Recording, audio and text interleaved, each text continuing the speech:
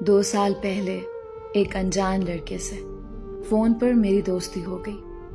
ہماری بات میسج یا آڈیو کال پر ہوتی تھی. ہم دونوں نے کبھی ایک دوسرے کو نہیں دیکھا تھا. اس کا لہجہ اتنا اچھا تھا کہ مجھے اس سے محبت ہو گئی. میں نے اپنی محبت کا اظہار کیا تو اس نے ہاں کر دی. پھر ہم دونوں نے ایک دوسرے کو تصویریں شیئر کی. ایک دوسرے کو دیکھنے کے بعد ہماری محبت میں شدت اور بڑھ گئی. 6 مہینے گزر جانے کے بعد مجھے پتا چلا کہ جو تصویر اس نے مجھے بھیجی تھی وہ اس کی نہیں بلکہ اس کے کزن کی تھی. مجھے بہت دکھ ہوا.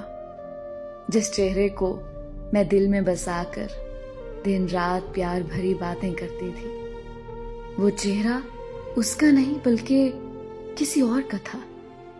پھر اس نے مجھے اپنی تصویر بھیجی جو کہ مجھے پسند نہیں آئی تو میں نے اسے بات کرنا بند کر دی. اس نے مجھ سے بہت معافیاں مانگی, بہت منتیں کی, لیکن میں نے اسے معاف نہیں کیا اور اس کا نمبر بلاک کر دیا. کچھ عرصے کے بعد میں بہت بیمار ہو گئی اور علاج کے باوجود مجھے شفا نہیں مل رہی تھی.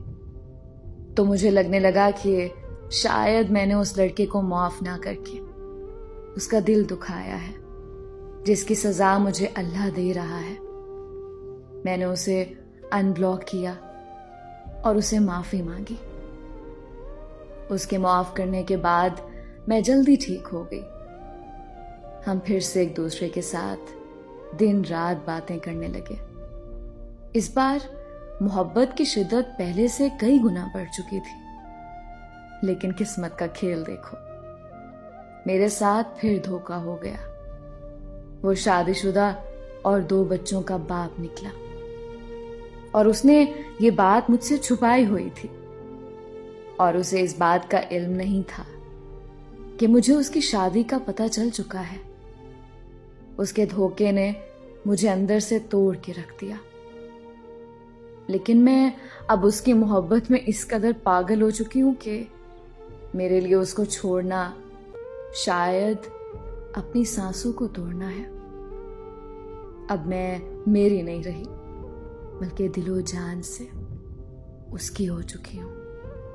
وہ چاہے تو مجھے اپنی دوسری بیوی بنا لے یا پھر اپنے ہاتھوں سے مار دے, کیونکہ اب اس کے بغیر اب مجھے ایک سانس بھی گوارا نہیں.